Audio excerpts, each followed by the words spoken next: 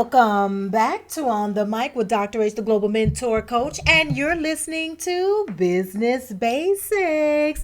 This podcast is dedicated to helping you grow your business. I hope you're ready for the new year because it is here. Today, I'm revisiting a previous episode on Pier 1 imports because they're back in the news, closing 50% of their stores. That's right. You heard it. That's right. 50%. What can we learn from the downfall of Pier 1? Well, last May, I talked about the pitfalls to avoid and that there didn't seem to be any signs of recovery for Pier 1. And clearly, I was right. Yeah. I was right. So let's get into it. According to Business Insider, the beloved destination for stylish and cheap home goods and decor is collapsing, as we already said. Now, this is sad. Pier 1 has been open and in business since 1962. It catered to post-World War II baby boomers looking for like beanbag chairs, love beads, incense, that kind of stuff. But over the decades, younger adults seem to kind of appeal to the hip, inexpensive furnishings of Pier 1. But they weren't able to keep up. Walmart, Wayfair, Amazon has really just did it in for them. I mean, what happens when you don't pay attention to the market and you don't adjust? So here they are planning to close 450 stores following a period of dwindling sales after decades of thriving in home furnishings and decor.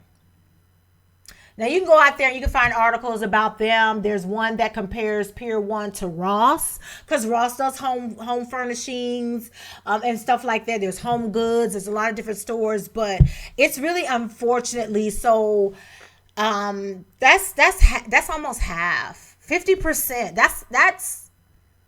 That's crazy. Not only are they closing about 50% of their stores, thousands of employees are about to be out of jobs because they're about to downsize their corporate staff. And if you're closing stores, guess what else is going to close? Distribution centers.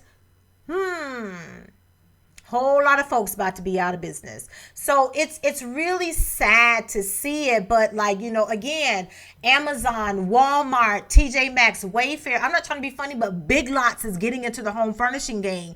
And it's not like crazy furniture. Like Big Lots sells Ashley furniture. Like the same Ashley furniture you can get anywhere else.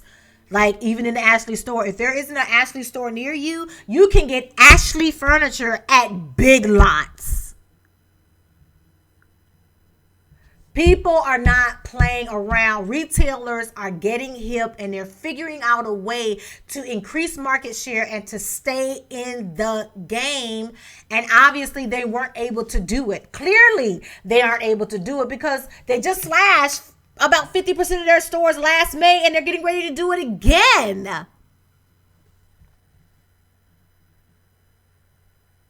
Problems.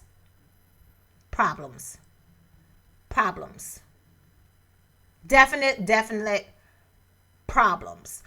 It's possible that we'll see Pier 1 go bankrupt. So you'll be seeing those signs, bankrupt, sales, and all that stuff, store liquidation, all that kind of stuff. You'll probably start seeing that.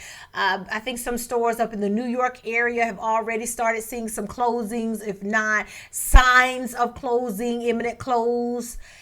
It's just really unfortunate, but this is just bad management. And as a business, it's your responsibility to pay attention to what the market is doing. Remember, I said last year, Blockbuster never should have closed, but they didn't pay attention to Redbox. They didn't pay attention to streaming. They didn't pay attention to the direction that the market was going. So they just thought people are always going to be using VHS. Are you kidding me? I have VHS. People see my VHS now. They're like, oh my God, I didn't know these things work. Guess what? You know how expensive VHS, you know what VHS are worth now? Why? Because they're collectibles. People aren't actually using them. Somebody asked me, "You still got a VHR?" No, but I still have a DVD player, Blu-ray. Oh, you still have that? People stream now. Yeah, you want to know why there's some things you just don't get rid of because they become collectibles worth a lot of money. So, but that doesn't mean you continue in that vein. You got to go with the market for your particular business, and they didn't do that. They did not. They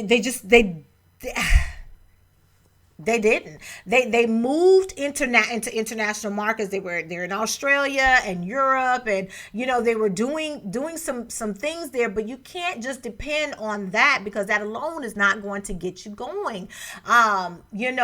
They started adding more decorative items, interior design options. This happened back in 1985. So they were moving along. They grew back in the 80s, especially when they added the interior design and some of those home furnishing things, added those little tubs. They went and increased their stores. So then they ended up with like 265 stores. But I mean, and they just kept going and going. In 1993, you saw Pier 1 open up in Puerto Rico. So again, expanding that international footprint. But guess what? They were not able to compete when it came down to e-commerce. And that's the key. E-commerce is just... It's an entirely different beast, an entirely different animal. And it's something that you have to understand before you get out in there. You have to know how to position yourself in the right way. It wasn't enough just to have celebrities. And it's still not enough just to have celebrities. I mean, they had Kirstie Alley on as a spokesperson. They were kind of expanding into traditional home furnishings. Like, they tried a little bit of everything in the early 2000s, but look at this 20 years later, boom, tanking.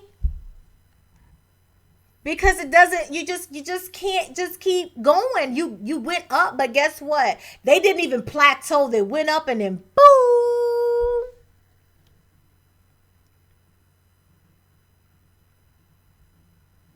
Go from 1,000 some odd stores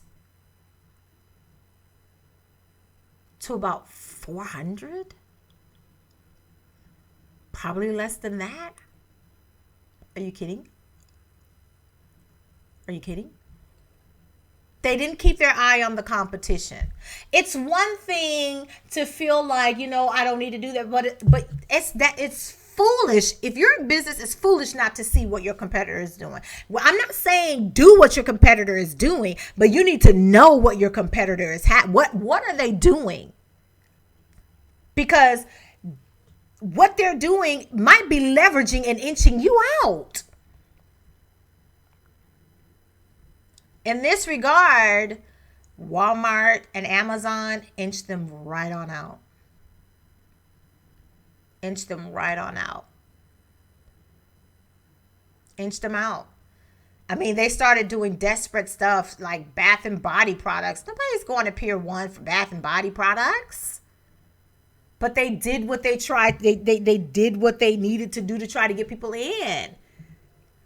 But it just didn't work. You start grasping at straws, you got a problem. And you got to figure it out. At one point, the stores were super cluttery. It was so much in there. Like, you had to walk sideways just to be able to maneuver. So I thought it was genius. It was a great idea to declutter the stores, but was it enough? No. 8 straight quarters of sales losses. And now, what are they thinking about? Chapter 11, bankruptcy protection. It is what it is. Seems to me like they're suffering from lack of innovation. They don't have good talent on board in leadership or something, because somebody should have saw the writing on the wall a long time ago. 8 consecutive months. Before this 8 consecutive months, you've had years of decline. Years of decline. Who wasn't paying attention?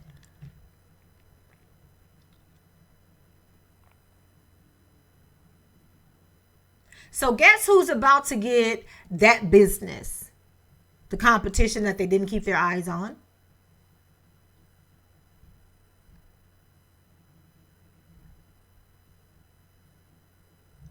It's really, really unfortunate. Now, if you're on the competitive side, I would be taking a look at who their market is and see how much of that I can capture, that market share I can capture, because you just never know. If I could turn those people into raving fans of my business and my brand, I would absolutely do it. And that's what you want to do. Because if they're cutting 450 locations and they have 940 locations, that's again about half. They're getting ready to go under bankruptcy protection. 9 times out of 10, when it's that bad, they're liquidating. They're going to go bankrupt. They're going to go on. They're going to file for Chapter 11. Then, if I'm their competition, I'm looking at who their customers are. How can I target them and make them raving fans of my brand so that I can build customer loyalty with them right now? So regardless, if by some miracle they pull off and come out on top and come out, they still lost because I've got their customers. Always a way to be able to leverage. It's just a matter of, how do I leverage that? How do I do it?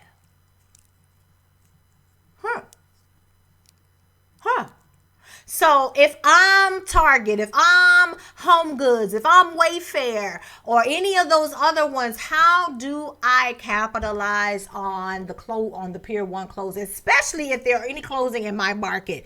This is where, even if you're a big corporation, you've got to look at your local marketing efforts.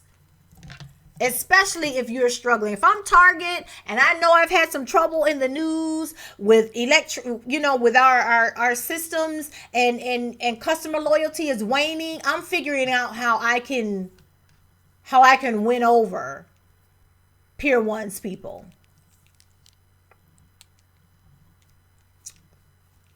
I'm figuring it out.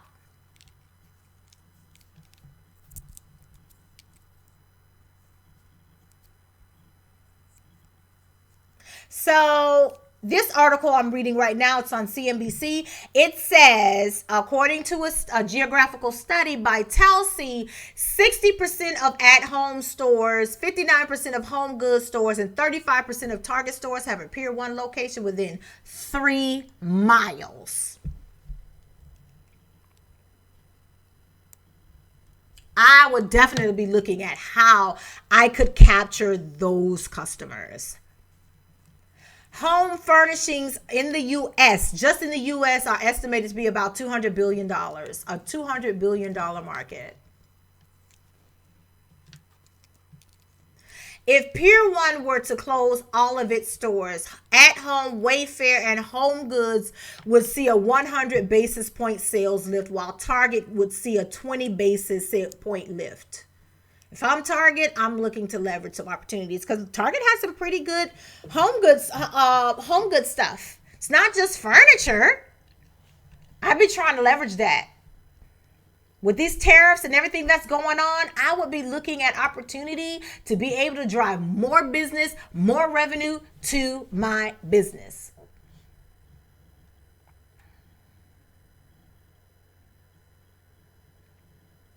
If I'm Bed Bath & Beyond, there's opportunity for me to capture some stuff because they've got some things to work on. Listen, Bed Bath & Beyond are closing stores, but they're reopening at the same time. Remember, I did that episode last year. Go back and listen to it again. They're closing because they had those 20-year leases, and a lot of companies, a lot of realtors are not doing 20-year leases. So they're looking at investing in their own plazas and so that they can reduce their rent because they weren't able to negotiate those long-term leases for lower rent. So they're having to find real estate locations, and that's their challenge challenge. In the meantime, they need to improve on their online sales as well so that they can balance and keep up, so that when they start transitioning and moving stores around, when you move around, that doesn't mean the location you find is going to have the same amount of foot traffic. So I would be trying to capture those displaced sales from Pier 1, because they're having some struggles as well. 47% of Bed Bath & Beyond stores are within 1 mile of Pier 1 stores. And 59% of Bed Bath & Beyond stores are within 3 miles of a Pier 1. If I was Bed Bath & Beyond, I would be looking to build some customer loyalty with Pier 1 customers. See, these are the things you learn from other stores. This is how you capitalize. You can't, listen, it's dog eat right now. Retail is struggling. Retail has struggled for a while. And with these tariffs, it's struggling even the more. If you don't know what tariffs are, go back and listen to the episode that I did on tariffs. I did a teaching on tariffs last year to understand what tariffs are and how they trickle down and affect you. Trust me, they're going to affect your customers. So you need to be maximizing all that you can. Because these days, people are looking to maximize their dollars. Brand loyalty is Right now, it's all about maximizing my dollars. Brand loyalty.